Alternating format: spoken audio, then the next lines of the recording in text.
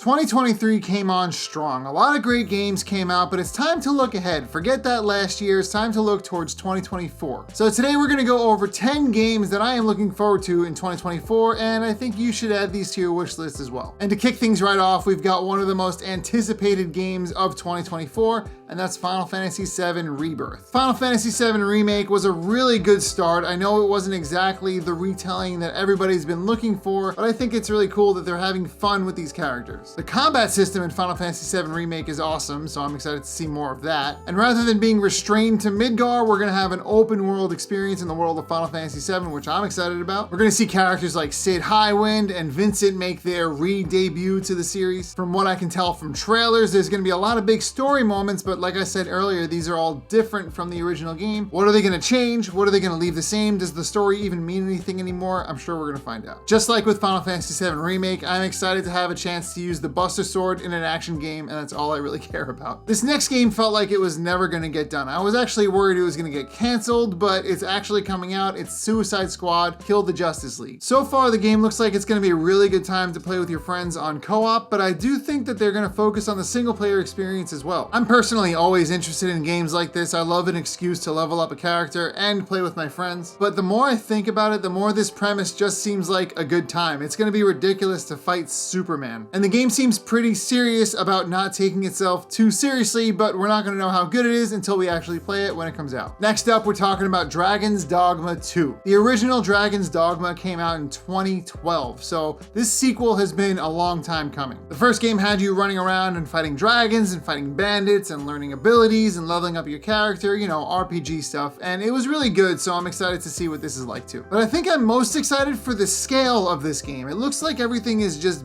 bigger, and that's probably due mostly in part to the fact that consoles have come a long way since 2012, so it's going to be exciting to see what they do with all that power. From the second I saw Star Wars Outlaws, I knew that I was going to be really excited for this game. It's an open world action adventure game where you play as somebody who owns a starship that bounces between planets. But between the exploration that this game seems to be promising and the combat that looks like a lot of fun, at least in the trailers, the reputation system, so you're going to have a reputation wherever you go, whether that be a good one or a bad one, it just looks like something that could have a really cool set of dynamics that makes for a really Star Warsy experience. A game that lets us fully realize that fantasy of flying around the galaxy and running from the Empire and going to weird planets and finding cool stuff. Because honestly, if any game is gonna make a cool exploration game, it's gotta be a Star Wars game, right? For those of you looking for a challenge out of 2024, we've got Black Myth Wukong. This game is actually based on a classic Chinese novel called A Journey to the West. And I remember seeing some really early gameplay of this game, and even then it looked polished. It was the kind of gameplay where I was like, this game's coming out soon, right? But that was a couple of years ago, and only now is the game actually coming out with a release date. One of the major gameplay elements of Black Myth Wukong is that you transform into different animals. And yeah, this unlocks different movesets and gives you different abilities, but I think one of the coolest versions of this is when you turn into a wasp. And when you do that, you become as big as a wasp, and suddenly you're flying around super small,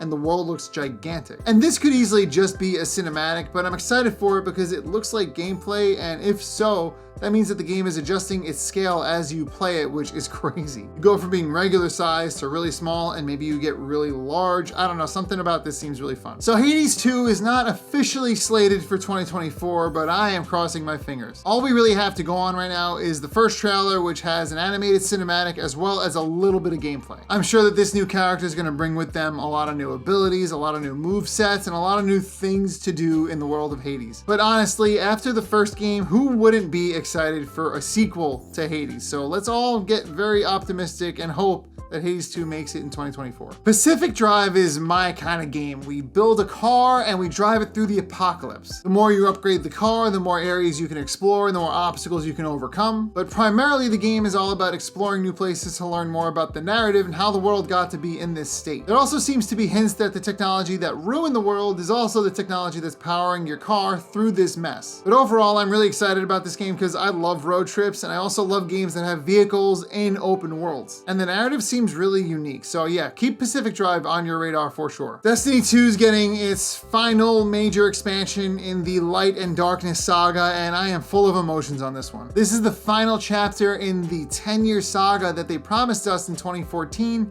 and it's kind of surreal to be here. And it's tough not to have mixed feelings on this release with all the news surrounding Bungie and Sony lately. It's just a big mess. But in spite of all that stuff, my excitement for the game and the expansion haven't really wavered that much, and I'm really excited to see how things wrap up. And I guess depending on how I feel after the final shape is gonna decide whether or not I keep playing the game into the future. Next up, we've got a 2D platformer called Animal Well. This game's focus is on puzzle solving and treasure hunting, but I think there's more to it than that. My hunch is that this game offers a lot of different ways to solve puzzles, so you can do a puzzle one way or another way depending on how you're feeling. Or maybe depending on how you've played the game up to that point, you've got different abilities, which means you can do things in a different way. As of this recording, we can only guess because there's only so much information about the game out right now. But between the game's moody pixel art and the atmospheric thing that it's going for, I'm excited. Finally, we're going to talk about a game called Mario vs. Donkey Kong, but this is actually a remake that's headed to Nintendo Switch. The original Mario vs. Donkey Kong was on the Game Boy Advance, and it's a puzzle platformer where you play as Mario who's trying to rescue his toys that were stolen by Donkey Kong. This is a game that I would play on commutes back and forth from school, and I loved it. And while it is a puzzle platformer, it's really more of a puzzle game because Mario is not nearly as agile as he usually is in this game. Honestly, I've got lots of fond memories with Mario vs. Donkey Kong, so I'm really excited for people to be able to play it in the modern era of gaming. Now, there's plenty more good games coming out in 2024, but I wanted to keep it to 10 for now because I'm sure we're going to talk about the others as the year goes on. And let me know in the comments what games you're excited for in 2024. Whether I mentioned it or not, I want to hear about it because if I didn't mention it, then maybe I can add it to my list. If you like the video, make sure you like the video. And if you really like this video and you want to support my channel, just make sure you're subscribed. That's all I got for now, so I hope you have a great day and I will see you in the next video.